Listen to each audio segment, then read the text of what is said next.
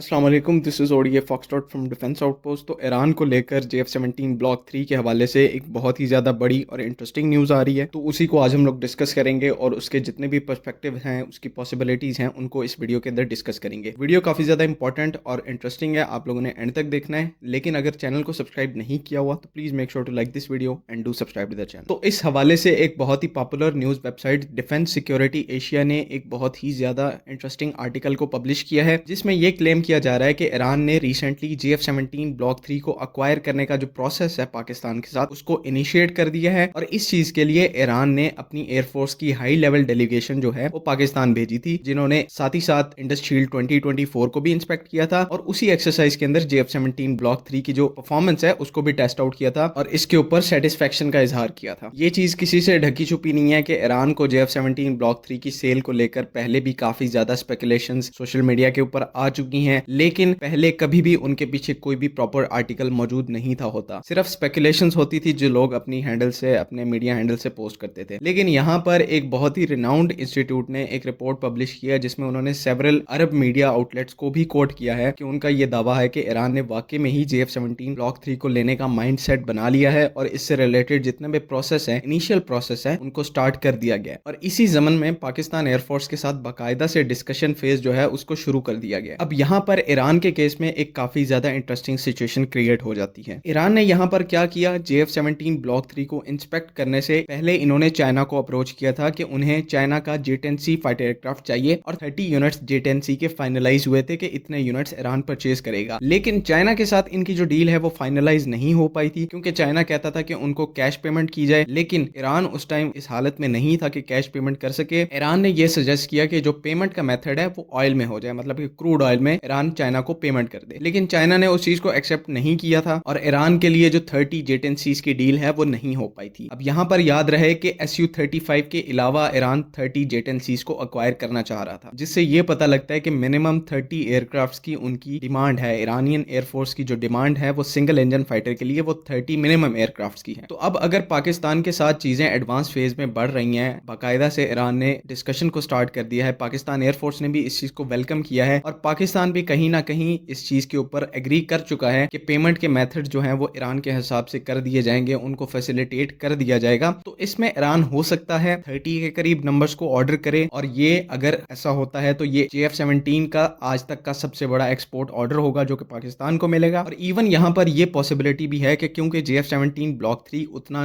Expensive fighter aircraft नहीं है जितना कि J-10C है, तो यहाँ पर 30 के बजाय और भी JF-17 ब्लॉक 3 के नंबर्स को इंक्रीज किया जा सकता है। अगर ईरान किसी और मोड के अंदर भी पेमेंट करता है तो उसका फायदा हमें होगा, हमारी इकोनॉमी को होगा, तो उसके अंदर टेंशन लेने वाली कोई बात नहीं है। अगर पाकिस्तान इतनी अमाउंट में फाइटर जेट्स प्रोवाइड कर रहा है तो बदले में वो उतना गेन जो है वो ईरान से करेंगे। लेकिन यहाँ पर जो चीज सबसे ज्यादा इंपॉर्टेंट है, पेमेंट से भी ज्यादा इंपॉर्टेंट है, वो इस डील की स्ट्रेटेजिक वर्थ है। ईरान आप सबको पता है कि रिसेंट टाइम्स में इंडिया के काफी ज्यादा क्लोज आया है और कई दफा ऐसा होता है कि वो इंडिया की बातों में आकर पाकिस्तान के साथ सख्त पॉलिसीज को अपनाते हैं, हार्श रवैया रखते हैं पाकिस्तान के साथ। और हाल ही में सबको याद है इस वाक्य का कि ईरान ने हमारी सॉवरेन टेरिटरी को भी वायलेट किया था, जिसका जो जवाब है वो भरपूर दिया गया था, लेकिन उन्होंने किसी की बातों में आकर इस एक्ट को, इस हार्श रवैये को अपनाया था पाकिस्तान के साथ। तो अगर पाकिस्तान यहाँ पर ईरान के साथ स्ट्रेटेजिक रिलेशंस को अपना लेता है और उनको बाकायदा से फाइटर जेट ऑफर कर सकता है, तो ये चीज ईरान की पाकिस्तान अगेंस्ट पॉलिसीज के ऊपर बहुत ज्यादा फर्क डालेगी और कहीं ना कहीं ईरान मजबूर हो जाएगा कि वो पाकिस्तान अगेंस्ट पॉलिसीज को तर्क कर दे, उनको खत्म कर दे। अगर ऐसा नहीं होता तो पाकिस्तान क्योंकि JF-17 थंडर ब्लॉक 3 को एक्सपोर्ट कर चुका होगा, तो वो अपनी स्ट्रिंग्स को पुल कर सकता है, उसके स्पेयर पार्ट्स को बंद कर सकता है, जिससे ईरान के ऊपर काफी ज्यादा प्रेशर आएगा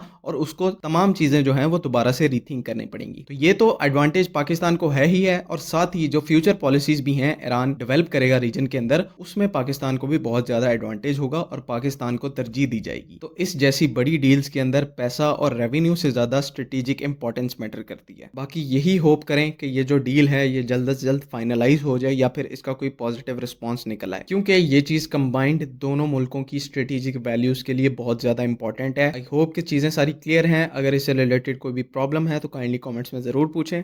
बाकी अगली वीडियो तक के लिए अल्लाह हाफिज। पाकिस्तान जिंदाबाद।